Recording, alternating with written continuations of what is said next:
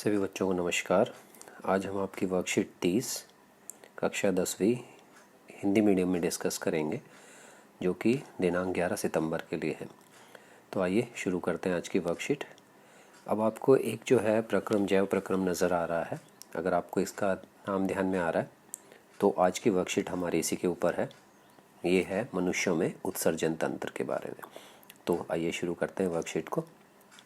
सबसे पहले जब उत्सर्जन की बात की जाती है तो उत्सर्जन क्या है? उत्सर्जन है वर्ज्य पदार्थों का निष्कासन।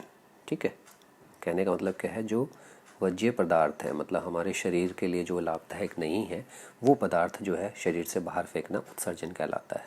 अब ये पदार्थ आते कहाँ से हैं?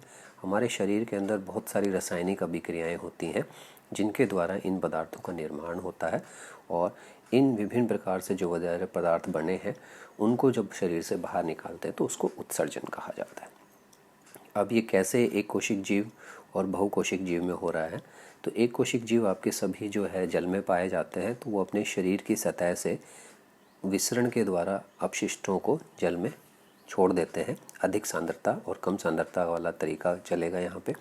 और जबकि बहुकोशिक के अंदर कुछ विशिष्ट अंगों के द्वारा ये प्रक्रिया होती है निष्कासन की। तो हमें यहाँ पे जो है मनुष्य के अंदर इसको पढ़ना है। तो देखते हैं मनुष्य के अंदर, मानव के अंदर उत्सर्जन तंत्र किस तरह से कार्य करता है। तो सबसे मेन काम क्या है उत्सर्जन तंत्र का? नाइट्रोजन युक्त वर्ज्य पदार्थ जैसे यूरिया और यूरिक अम्ल का निष्कासन जो है किया जाता है। इस तंत्र के अंदर आप देखोगे कि एक जोड़ा जो है आपका वक्र है, किडनीज है, और एक जोड़ा जो है मूत्रवाहिनी है, और उसके बाद एक मूत्राशय, मूत्रमार्ग। ठीक है, ये चार चीज़ों में विभाजित कर रखा है इसको। उद्देश्य क्या है? मूत्र बनने का उद्देश्य जो है रुधिर के अंदर जो वर्ज्य पदार्थ हैं जैसे कि यूरिया या यूरिक अम्ल, इनको बाहर निकालना और फिर उसको जो है शरीर से बाहर फेंकना।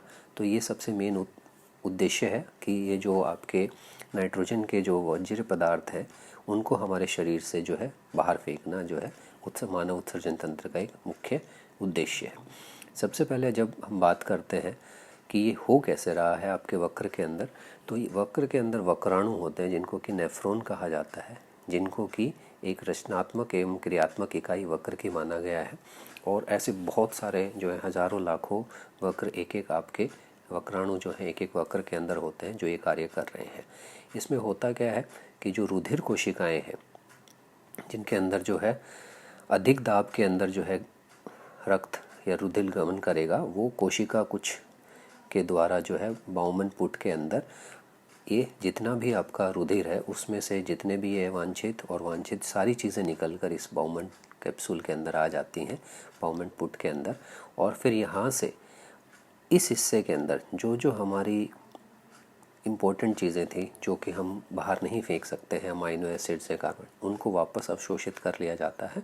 और जो अवांछित चीज़ें हैं वो इस हेनले लूप के द्वारा आगे होते हुए चलती रहती हैं, और जितना भी इसमें वांछित चीज़ें निकलती रहती हैं। उसके बाद जब दूरस्थ कुंडलिका में पहुंचता है तो यहाँ पर जितना भी अधिक मात्रा में इसमें जल था उसको भी वापस अवशोषित कर लिया जाता है। तो इसके अंदर जो है मूत्र का निर्माण कैसे हो रहा है वो देखते हैं हम। तो जो मूत्र के निर्माण की बात आती है तो सबसे पहले अधिक दाब के अंतर्गत कोशिका गुच्छ अत्म सूक्ष्म निस्यंदन द्वारा विलेय पदार्थों को बोमनपुट में धकेलता है।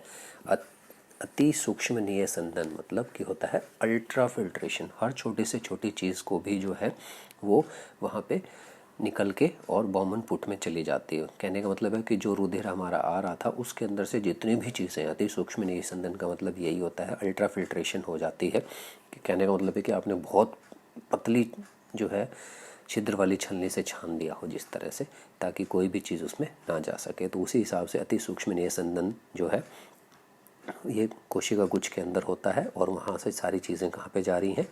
बाउमन संपुट के अंदर या पुट के अंदर। अब यहाँ से जो नलिका में प्रवाहित होगा तो वहाँ पे ग्लूकोज भी चला गया, अमाइनो भी चले गए, लवण भी चले गए।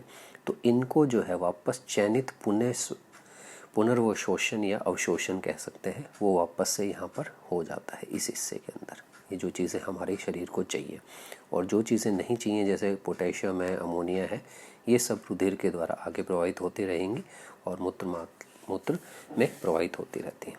उसके बाद जल का पुनर्वशोषण हो जाता है, वो यहाँ पर होता है आपका लास्ट में, जहाँ पर अधिक जल होता है तो उसको वापस से एब्जॉर्ब कर लिया जाता है निष्कासन कैसे होगा कि जब ये सारी चीज़ें जो हैं इसमें बनती रहेंगी, फिर ये मूत्र नलिका के द्वारा धीरे धीरे जो है आपके मूत्राशय के अंदर इकट्ठा रहता है, और जब मूत्राशय के अंदर भंडारित रहेगा, जब मूत्राशय में जो है ये भर जाएगा, तो मूत्राशय के अंदर, क्योंकि ये आपका जो है मांसपेशियों से बना हुआ है, इसमें आपको जो है एक दाब महसूस होगी, और जब दाब महसूस होगी तो मूत्र मार्ग के द्वारा इसको बाहर छोड़ दिया जाता है। तो आइए देखते हैं प्रश्न उत्तर क्या क्या है इसके। सबसे पहला प्रश्न है, एक कोशिक जीव किस प्रकार उत्सर्जन क्रिया को करता है। तो एक कोशिक जीव के अंदर आपको लिखना है कि शरीर की सतह से ये जल का विसरित कर देते हैं अपशिष्टों का, ठीक है। बहुकोशिक जीव में उत्सर्जन एक कोशिक जीवों से किस प्रकार भिन्न है, तो उसमें आप यही लिख सकते हो कि यहाँ पे विशिष्ट अंग होते हैं और ये विसरण के द्वारा सतह से करता है। वक्र की क्रियात्मक इकाई क्या है, तो इसमें आपको वक्राणु लिखना है, इंग्लिश में जिसको हम नेफ्रॉन कहते हैं।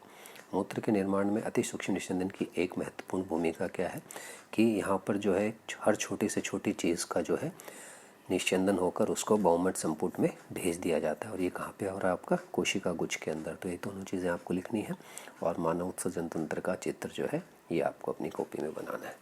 उम्मीद करते हैं आपको वर्कशीट पसंद आई होगी। देखने के लिए धन्यवाद। लाइक करें, शेयर करें और कमेंट करें। Thank you.